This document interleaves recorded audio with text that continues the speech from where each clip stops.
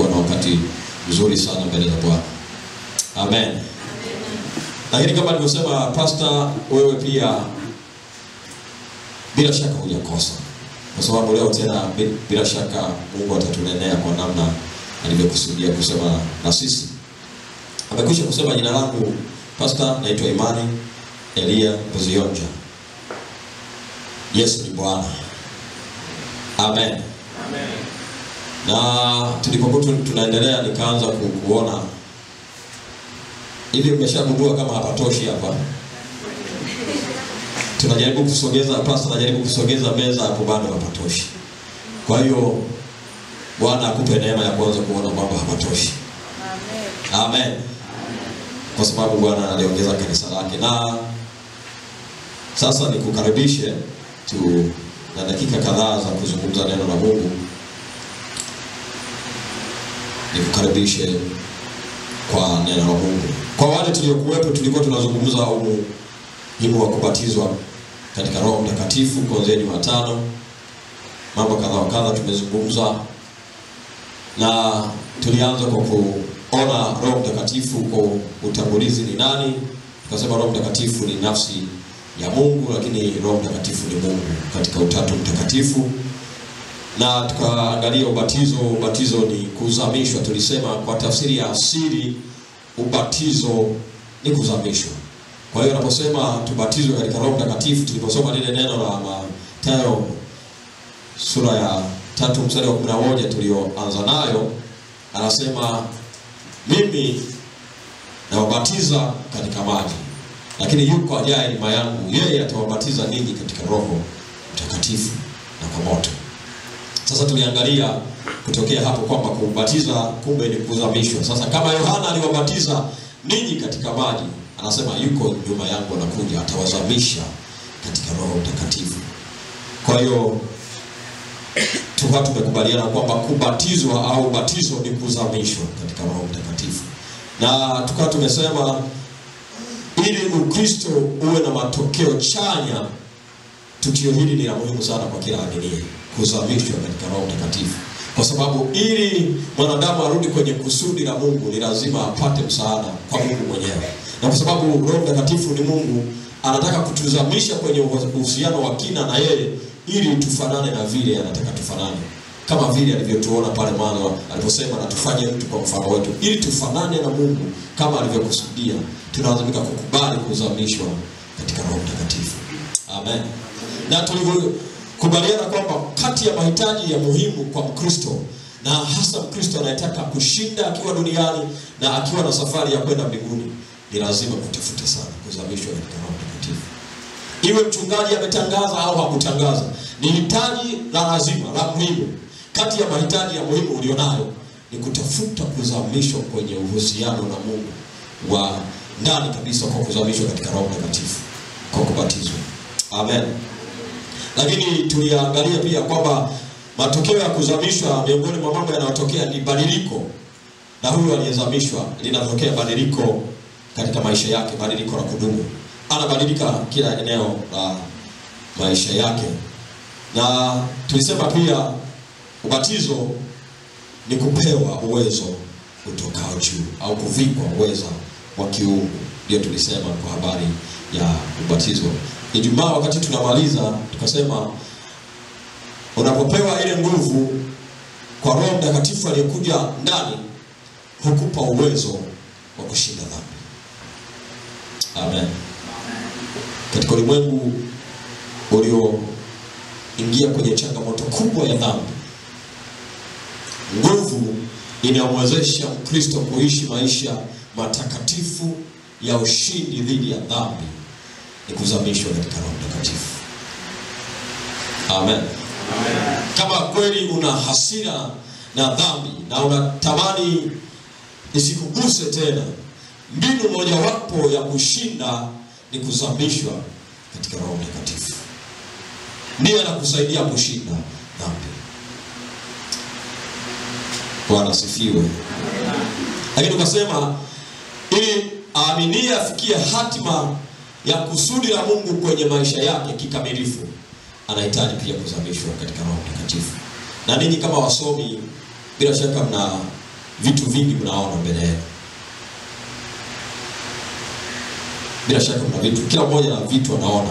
Lakini ili uweze kufikia hatima yako sawa sawa, ili kusudi la Mungu litimie kwenye maisha yako kikamilifu, ili ndoto uliyoiona ulipoanza safari yako ya masomo, ili kile unachokiona mbele yako na unatamani kingetokea kwenye maisha yako kitokee, unahitaji kujazwa Roho Mtakatifu. Amen. Amen. Unahitaji kuzamishwa kwenye uhusiano na Roho Mtakatifu. Kama kweli una shauku ya kufikia kusudi la Mungu ambalo kwenye Yoeli anasema itakuwa siku za mwisho nitamimina roho yangu juu ya wote wenye mwili. Halafu anataja vitu pale. Vijana wataona, wazee wataota ndoto. Ili hayo maono au ndoto uliyoipata itimie, sio nje ya Roho Mtakatifu. Mungu atusaidie sana. Amen. Ili itimie unahitaji Roho Mtakatifu. Kwa sababu hiyo ni wa muhimu sana. Kwa sababu hiyo Roho Mtakatifu ni wa muhimu sana. Lakini tulisema Pentekoste ilimaanisha mavuno. Kwamba Roho Mtakatifu anapokuja juu ya waaminio huamsha ndani yao moto unaowafanya wasitulie kwa habari ya kuambia wengine habari za Yesu. Kwamba huwezi kukubaliana ukiona wenye dhambi wanaendelea kupotea dhambini, unasikia vibaya. Yeremia anasema nipo huwaka ndani yangu kama moto huwakao, kiasi kwamba siwezi kunyamaza wala kutulia kwa sababu ya kuwaona wenye dhambi. Kwamba mtu akibatizwa na Roho Mtakatifu, akizamishwa kwenye uhusiano na Mungu kwa kiwango cha kuzamishwa katika Roho Mtakatifu, moja ya mambo hutokea ni tabia ya kuzaa wengine katika Kristo Yesu, kuwaleta wengine kwa Yesu. Na nimesikia vizuri kwamba tunamaliza wiki, tunafika kilele cha wiki ya Pentekoste sambamba na tangazo la Injili Ubungo. Imekaa vizuri iko connected. Kwamba tunatoka kwenye wiki ya kuamka tena kuelekea kwenye kuleta matunda ya mazao katika nyumba ya Mungu. Kumbe kuna tangazo la Injili tena Ubungo. Bila shaka utafanya kadri unavyoweza kufanya uhusike kwa sehemu. Unaweza usifike moja kwa moja kwa sababu ya ratiba zako ngumu, ukatoa sadaka kwa Bwana. Unaweza usifike zote zile 3, ukafika moja, ukafika 2. Amen. Amen. Ili kuleta wengine kwa Yesu. Roho Mtakatifu anapoingia ndani yetu, anaweka ndani yetu ile shauku ya kuona hakuna anaenda jehanamu. Anafungua macho yetu na kutusaidia kuona kumbe kusudi la Mungu ni wote waokolewe. Yaani hakuna namna ninaweza nikakaa na rafiki yangu chumba kimoja au darasa moja, halafu najua kabisa hajasikia habari za Yesu, nikatulie ndani. Roho Mtakatifu akiwepo, haiwezekani. Kwa nini? Yeye ni roho wa mavuno kwa maana ya Pentecost. Yeye ni roho wa mavuno. Anataka kuvuna roho za watu waje tena kwa Yesu, warudi nyumbani, warudi kwenye nafasi. Pentecoste ilikuwa ni kurudisha nafasi au hali ya mwanadamu iliyokuwa imepotea kwenye bustani ya Edeni. Hiyo ni tunachoangalia leo, kwamba Pentecoste ilikusudiwa kurejesha hali ya mwanadamu iliyokuwa imepotea kwenye bustani ya Edeni, au tabia halisi ya mwanadamu iliyokusudiwa na Mungu iliyokuwa imeibiwa kwenye bustani ya Edeni, inarejeshwa kwa ubatizo wa Roho Mtakatifu. Tabia au hali ya mwanadamu iliyokuwa imekusudiwa na Mungu alipomuumba mwanadamu inarejeshwa kwa ubatizo wa Roho Mtakatifu. Tabia ya mwanadamu iliyokusudiwa na Mungu au hali ya mwanadamu iliyokusudiwa na Mungu alipoumbwa kwenye bustani ya Eden, aliposema na tufanye mtu kwa mfano wetu, kwa sura yetu, wakatawale, inarejeshwa kwa ubatizo wa Roho Mtakatifu. Ndugu zangu, kati ya mambo Mungu alikusudia na hayakufutwa kwenye bustani alipomuumba mwanadamu ni mwanadamu afanane na Mungu. Ni mwanadamu awe na sura ya Mungu. Ni mwanadamu awe na tabia ya Mungu. Ilikuwa ndio kusudi la Mungu la kwanza na ni la milele. Anasema na tufanye mtu kwa mfano wetu, kwa sura yetu, wakatawala. Lakini jambo lingine ni kutawala. Mamlaka na uwezo wa kutawala lilikuwa ni kusudi la Mungu la tangu uumbaji. Sasa ili hayo yafanyike, ili hayo yatokee kwa aminie, ubatizo wa Roho Mtakatifu ni wa muhimu sana ili hayo yarejeshwe. Amen. Amen.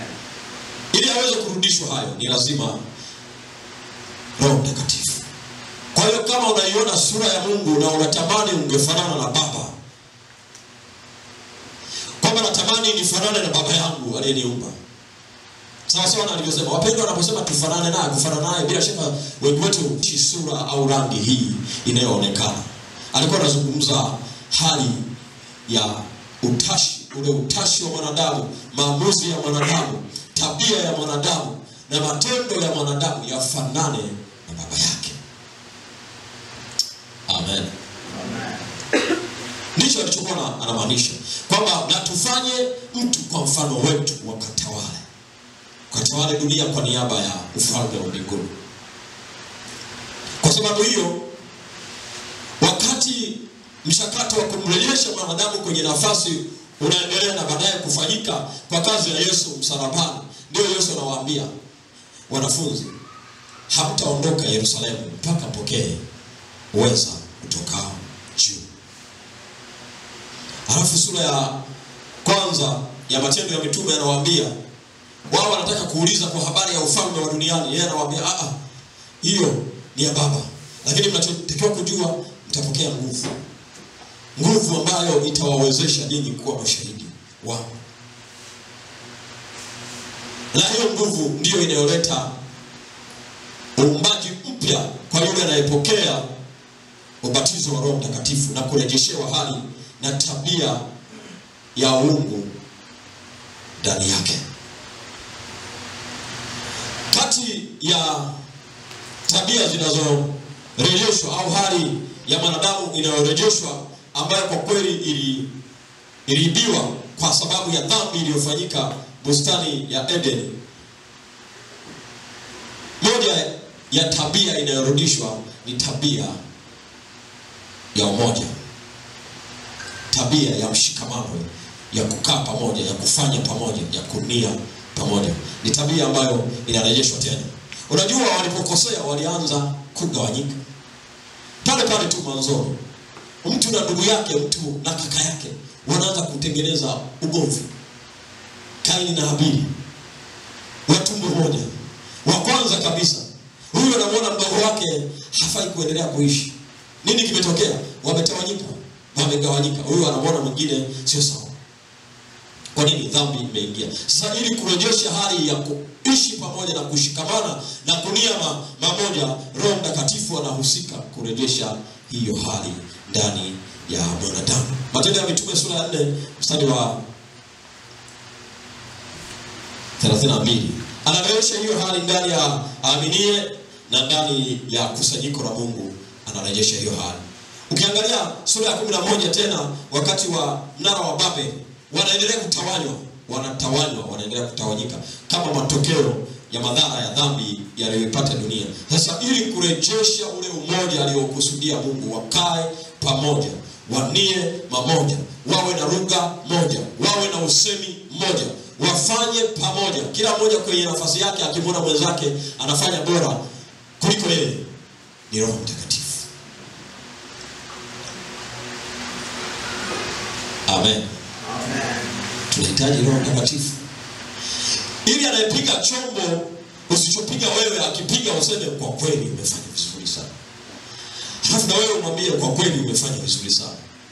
Yule asiyeimbisha anaweza tu kuitikia peke yake, akiitikia yule mwimbishaji aseme kwa kweli umeitikia vizuri sana. Ili hayo yawezekane, ndugu zangu, tunahitaji Roho Mtakatifu. Vinginevyo kinachotokea ni kinyume chake, ambacho ni athari zilizotokea kwenye kosa na kwenye bustani ya Edeni. Kwa lugha nyingine tunaweza kusema Roho Mtakatifu anafanya uumbaji mpya tena kama ulivyokusudiwa na Mungu ndani ya wanadamu, kwa ulimwengu mzima. Matendo ya Mitume sura ya 4 32 tunaweza kusoma mpaka 35.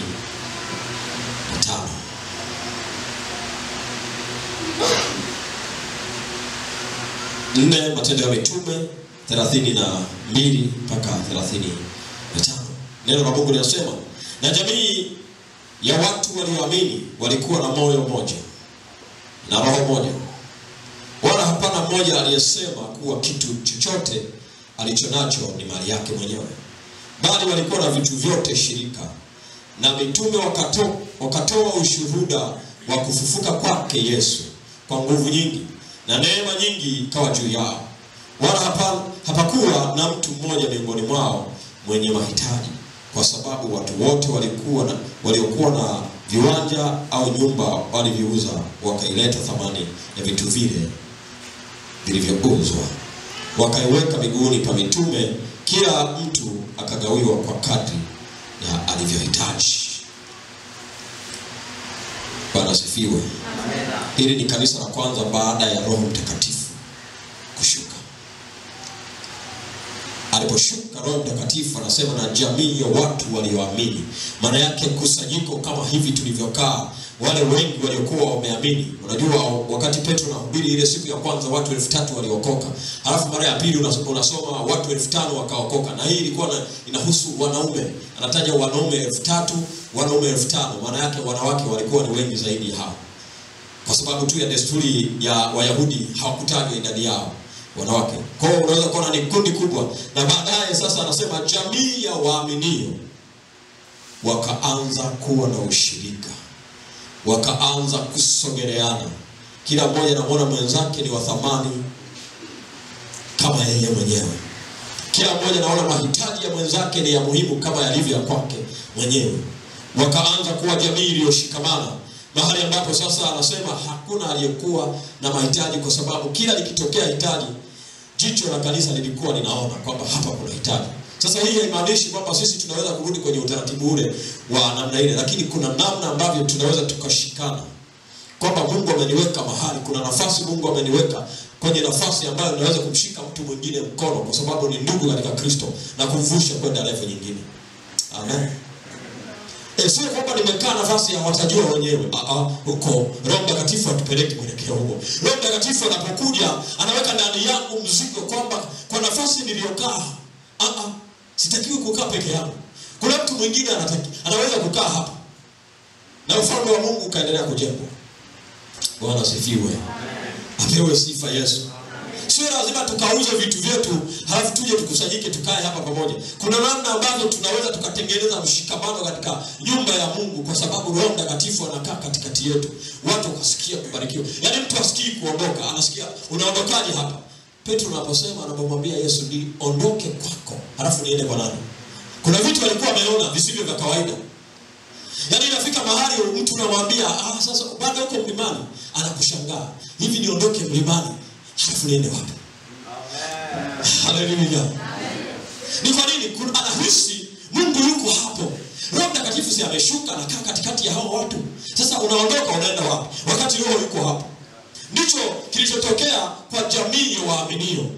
Wakashikamana.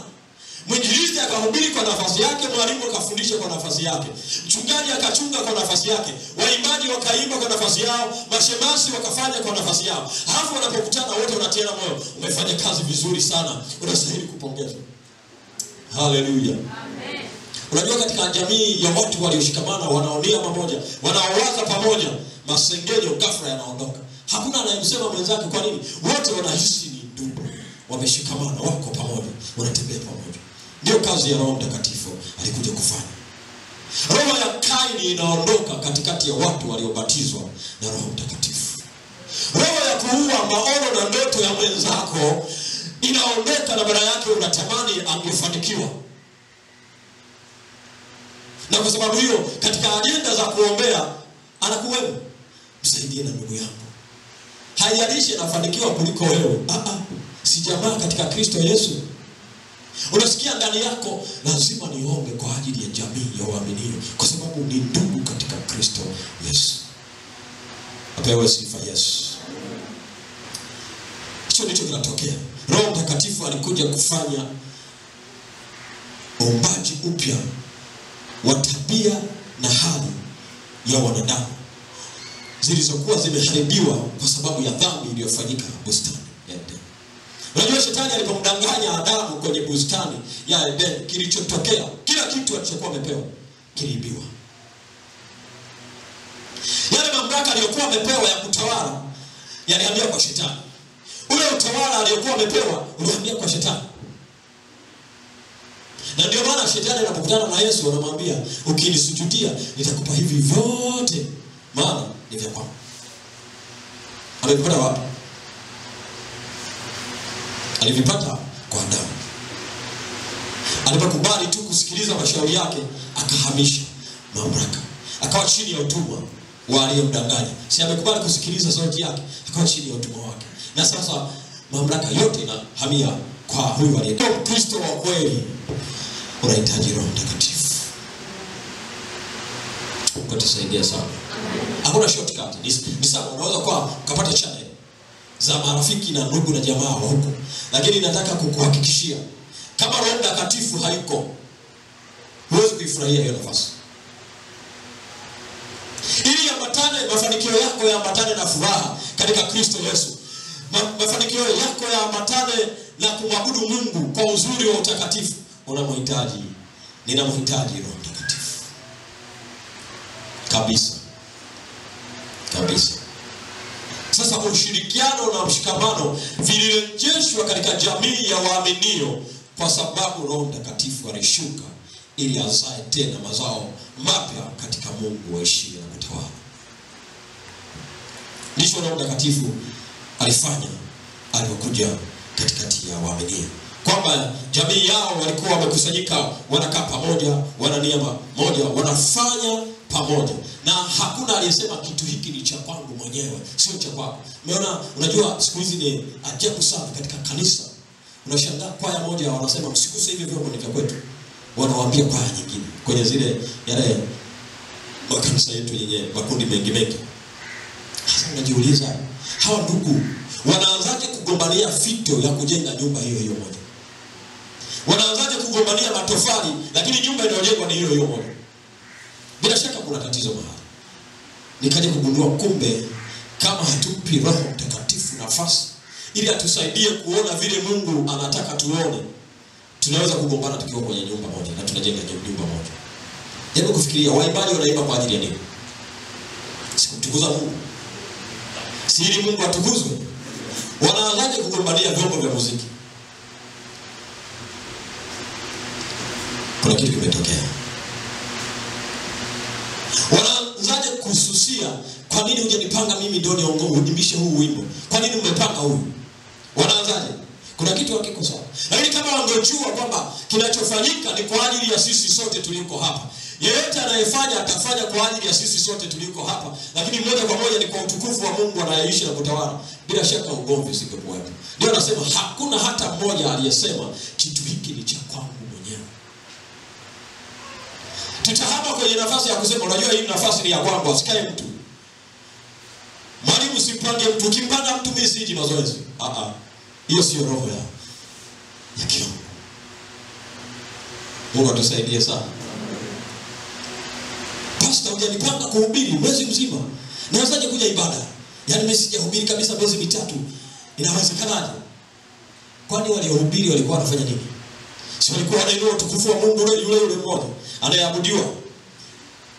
Roho Mtakatifu akije, hakuna anayesema kitu hiki ni cha kwangu. Hakuna anayesema lazima nifanye mimi, nikifanya mimi ndio vizuri kuliko wengine. Hakuna. Tuna nia moja. Amen. Mungu tusaidie kunia pamoja kwa Roho Mtakatifu. Na kama ulianza kujaribiwa kutamani kuinuka wewe peke yako ili wengine wabaki, uonekane wewe peke yako, anza kumwomba Mungu rehema. Kwamba Mungu nisaidie, nianze kutamani kuona kanisa lako na utukufu wako unaonekana mbele ya macho ya wanaonitazama. Watu wakinitazama wakuone wewe, wasinione mimi. Mwimbaji mmoja aliimba, wakinitazama wakuone wewe. Tumwambie Roho Mtakatifu aje kwa namna ambavyo anatufinyanga na kututengeneza, aonekane yeye na sio sisi tuonekane. Amen. Amen. Amen. Atutengeneze kwa namna ambayo hatutamani sisi tuonekane, badala yake kila wakati tu tamani yeye aonekane. Unajua Elia anapoomba akiwa anajua kabisa moto utashuka. Alipokuwa anaomba kwenye milima ya Karmeli, mbele ya wale manabii wamemzunguka, wameomba asubuhi mpaka mchana mpaka alasiri, Mungu wao hawezi kutokea. Elia anaposogea, maandiko yanasema Elia akakaribia, akasogea kwenye madhabahu aliyokuwa amejenga ya Bwana iliyokuwa imevunjika. Anarejesha tena hali ya uwepo wa Mungu waliokuwa wamechafua wale wa ndugu. Anasema alipoanza kuliita jina la Bwana, anasema Mungu ijulikane kwamba wewe ndio Mungu. Ni maombi ya Elia. Kwa nini? Roho Mtakatifu yuko ndani yake. Roho Mungu yuko ndani yake. Kwa anajua kabisa kinachofanyika hapa ni kwa ajili ya Mungu, sio kwa ajili ya dini, sio kwa ajili ya mtu fulani, sio kwa ajili ya utukufu wa mtu mmoja, ni kwa ajili ya utukufu wa Mungu. Anasema na ijulikane kwamba wewe ndiwe Mungu. Hii jamii ya watu waliokusanyika hapa na Israeli wote wajue wewe ndiwe Mungu. Halafu wajue kwamba mimi ni mtumishi wako. Yaani wasinione mimi, wajue kabisa mimi ni mtumwa wako. Nafanya kwa sababu wewe umenituma. Halafu unasema moto ukashuka, ukailamba ile madhabahu na sadaka na mawe na maji. Halafu watu wote wakaanguka, wakiwemo wale wa manabii wa Baali, wakaanguka mbele ya Mungu. Wanasema Bwana ndiwe Mungu, Bwana ndiwe. Unapofanya vizuri watu wanasemaje? Umetisha Asio umetisha. Mungu atusaidie wanaposema umetisha, ambia sio mimi. Sio mimi tafadhali. Usije kupata changamoto. Sio wa kwako huo utukufu, ni wa kwake Mungu aliyekutumia. Hakuna aliyesema kitu hiki ni cha kwangu. Walifanya vitu vyao shirika kwa utukufu wa Mungu. Kwa nini? Roho Mtakatifu umeshuka. Kama kuna vitu vimeathiri jamii ya waaminio kwa maeneo karibu yote, ni ubinafsi uliosababishwa na kusema hiki ni cha kwangu. Hata kwenye ndoa, waulize wewe, najua wengi hapa ni vijana, lakini mnaelekea huko. Kati ya mambo ambayo unatakiwa kuomba Mungu akusaidie, kuondoka kwenye roho ya ubinafsi. Na hiyo haiondoki bila Roho Mtakatifu. Unahitaji Roho Mtakatifu. Ubinafsi umeharibu jamii nyingi na hata ndoa nyingi. Hii ya kwangu, usiguse. Hii si ya kwangu, kwani ya kwako? Eti huyo ni mke na mume. Mungu tusaidie sana. Mungu tusaidie sana. Ya kwako. Yaani kuna ya kwako alafu kuna ya kwako. Kwa hiyo maana yake sisi tuko wawili hapa. Macho yao yamefungwa kwa namna ambayo hawaoni alichosema Mungu kule mwanzo. Anasema na tufanye mtu kwa mfano wetu. Anapofanya mtu kwa mfano wake, alimuumba Adamu na Eva. Ndio wanaitwa mtu kwa mfano wa Mungu. Kutengeneza wawili watofautiane, aliwaweka wawe mmoja katika wawili katika mmoja. Alafu mwingine anasema wewe hii si ya kwako, hii ya kwako. Ubinafsi umeharibu hata watumishi wa Mungu. Roho Mtakatifu anapokuja siku ya Pentekoste, anataka kitu kipya kizaliwe. Kwamba kile kilichotokea bustani ya Eden kikaharibu, kikatengeneza gap, kikatengeneza tabia ya ubinafsi. Hii kiondoke, ni Mungu mwenyewe ashuke ndani ya watu akae. Amen. Ili tuondokane na hiyo, ni Mungu ashuke ndani yetu akae. Nilisema Ijumaa kwa asili, tangu alipoanguka mwanadamu kwenye bustani ya Eden, tabia ya ubinafsi iliingia. Tabia ya uchoyo iliingia. Hiyo ndio asili ya mwanadamu. Natamani hii yangu, ya kwangu. Wewe jaribu tu hata mtoto mdogo tu, wale wadogo. Mpe zawadi alafu muombe. Ndio upime amepata wapi hiyo anayo apply unapomwomba. Yaani umempa wewe moja. Inawezekana ni moja kati ya vingi ulivyo navyo, ukampa tu moja. Alafu unamwomba anarudisha. Maana yake anasema hii yangu hii. Ila amesahau kwamba aliyempa ndio huyo anayemwomba. Hii imeathiri pia hata utoaji wa Kristo kumtolea Mungu. Lakini Roho Mtakatifu akija katikati yetu, akizama na sisi tukazamishwa ndani yake, tunaanza kuona kumbe sisi na vitu vyote vinavyotuzunguka ni vya Mungu. Mungu atusaidie sana. Yaani unaanza kugundua kwamba kumbe hata kupiga hatua kutoka mlango wangu ninakoishi, hatua ya kwanza na ya pili siwezi bila huyu Mungu mwenyewe kunisaidia. Na kwa sababu hiyo kumbe kila kitu kilichonizunguka sio cha kwangu, ni cha Mungu. Daudi anasema, sisi ni nani hata umeturuhusu tukutolee katika vitu vyako mwenyewe? Wewe umeruhusu eti tukutolee wewe, wakati sisi wenyewe na hivi vitu tulivyo navyo vyote ni vya kwako. Manake anafurahia hiyo nafasi kwamba Mungu ametuheshimu, anatupa nafasi ya kufanya kitu kwake wakati sisi wenyewe ni wa kwake na vitu vyote ni vya kwake. Ametuheshimu. Wapendwa, tunaondoka na roho ya ubinafsi kwa kubatizwa na Roho Mtakatifu. Amen. Alama mojawapo inayoashiria sisi tumekuwa wanafunzi wa Yesu ni upendo. Upendo, kutendeana mema, kusaidiana wakati mambo ni magumu, kushikana mkono wakati mambo ni mazito, kutiana moyo wakati mambo yamekuwa hayako sawa sawa, kutakiana mema, kuonyeshana njia. Bwana, unawaza hii, unaweza kupita hapa ukafanikiwa, unaweza kufanya hivi ukafanikiwa.